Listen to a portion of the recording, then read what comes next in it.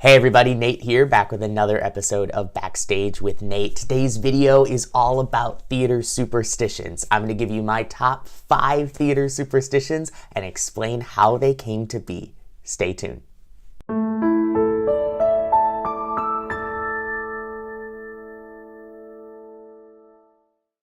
Theater people have always been superstitious. It goes back to the days of the ancient Greeks when they would offer a goat sacrifice before their performances. We actually get our word tragedy from the Greek word tragiodia, which means goat song, which was the performance that occurred after the sacrifice of the goat. These superstitions are part of our culture, and whether we believe them or not, they are part of who we are as theater people. So today, I thought I would go through the origin of my 5 favorite superstitions, and then you can decide if you believe in them or not. Number 1 is the ghost light. Most of us have seen these ghost lights in the middle of the stage when everybody's getting ready to go home. They are typically a singular bulb on a big tall stand that lights the darkness when everyone has gone home for the night. The belief is that the ghost light is there so that the ghosts of the theater, whether they are good or bad, can see through the darkness and have their moment to shine on stage. Every theater has their own particular set of ghosts because it is believed that every theater is haunted, whether they are haunted by performers or haunted by audience members or technicians, any such story that you might believe at your particular theater. These ghosts are there treading the boards and sharing their stories just like we are during the day. So these ghosts deserve their time in the light as well. In reality, the ghost light probably serves more as a night light. It's there so that the first people that come into the theater the next day don't stub their toes or hit themselves on any of the scenery or any of the equipment that's around backstage. But I think that this tradition is super symbolic of all of the great performers that have come before us. So I think this is a great tradition because it allows us to honor those amazing theater people who came before us and honoring the amazing work that they did that helped us get theater to where it is today. Superstition number 2 is whistling on stage. Whether you're just whistling as you're getting ready to do the show or whistling as part of the actual performance, whistling has always been seen as a bad luck omen. This one actually has roots in really solid history. Back in the very, very early days of the big proscenium type theaters that we all know and love today, they didn't have the counterweight systems that we have for raising and lowering our scenery and our lighting and all the equipment that hangs over our heads. So what they would do is they would hire retired sailors to operate their fly rail systems. This made sense because lifting backdrops with ropes is almost identical to lifting big fabric sails on a ship. The men who would operate these were very, very used to raising and lowering things based on command. Usually these commands on the ships would come by different types of whistles. So you never knew if you were whistling on stage if a backdrop would just fall and drop on your head. So even though we don't have former sailors operating our fly rails and our fly rail cues are now indicated with lights and stage manager cues rather than with whistles, I still think this is a really interesting superstition to follow because it just gives you a great historical perspective on how our theaters used to run. Superstition number 3 has to be one of my favorites, and that is referring to the Scottish play. Now, we all know the Scottish play refers to William Shakespeare's amazing tragedy, Macbeth. We're all familiar with the story of Shakespeare's Macbeth. This is where we have the iconic witches scene over the cauldron saying that famous incantation, bubble, double, toil, and trouble. This is actually believed to be the origin of the Macbeth myth. It is believed that the actors actually delivering those lines as the witches in the very, very first production of Shakespeare's Macbeth were actually performing a real live incantation.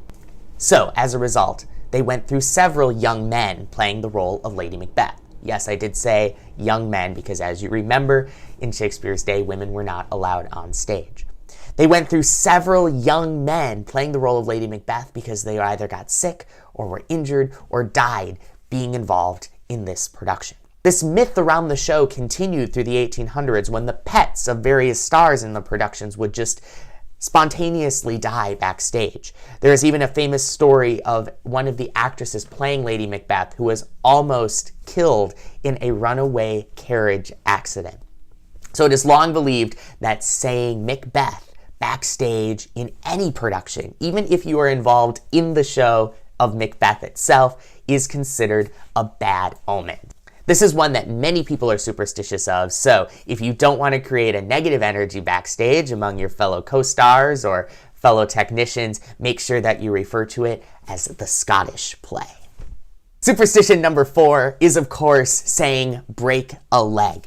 It has long been one of theater's greatest superstitions that wishing an actor good luck is actually bad luck. So, as we all know, we replace the phrase good luck with break a leg. The origins of this superstition are extremely murky, and historians have not been able to exactly pinpoint the real origin of where this phrase comes from. Some believe it goes back all the way to the days of the ancient Greeks, where we didn't have applause. The audience would stamp their feet as a show of their approval of the success of the production.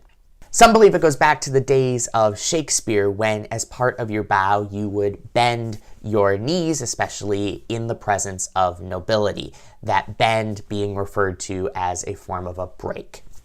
Others believe it goes back to the days of vaudeville, where performers would take their bows upstage and successively cross farther downstage, breaking through various lines of the curtains, known as legs, as they continued to receive their applause. The farther they got downstage, it was deemed the more successful their performance was, known as breaking a leg. Still others believe it is something that was said originally to understudies or standbys, because they would actually get to come out from behind the curtain if they had a successful performance, because they were actually getting to be on stage. They were getting to break the legs and actually appear on stage. Whichever of those stories you choose to believe is up to you. To me, the origin of this superstition is nowhere as important as what it represents. To me, the phrase break a leg shows a sense of community among theater artists. Whether you're a performer or a technician, it is something that we say to each other to say that I support you, I believe in you, and I want you to do the best performance that you possibly can. This is something that we say in support of each other, and it really helps us bring an amazing sense of community, which we all know theater does. It's something that we love to do, and it allows us to work together to create an amazing experience, not only for ourselves, but for the audience as well. Superstition number 5 is never say the last line of a show before opening night. I love this superstition because what it represents is the idea that the show is not complete without its audience. By following this superstition, you are showing that tribute to your audience and showing that you know that they are an important part of what you are creating on stage. Now, many directors need to hear that last line, and many stage managers are insistent that that last line is said so that all of the appropriate cues that follow can be lined up accordingly. But I think this is an amazing thing to think of, and just to remember that we can do all of this amazing work on stage and we can believe all of these amazing superstitions, but at the end of the day, what happens on stage that is truly magical and what we all need to believe in is the idea of the magic that happens when we are on stage and the audience is there watching, because that is a once-in-a-lifetime opportunity. It doesn't matter if you're doing the show for the 100th time. It will always be different because of the audience's energy that is there in the theater.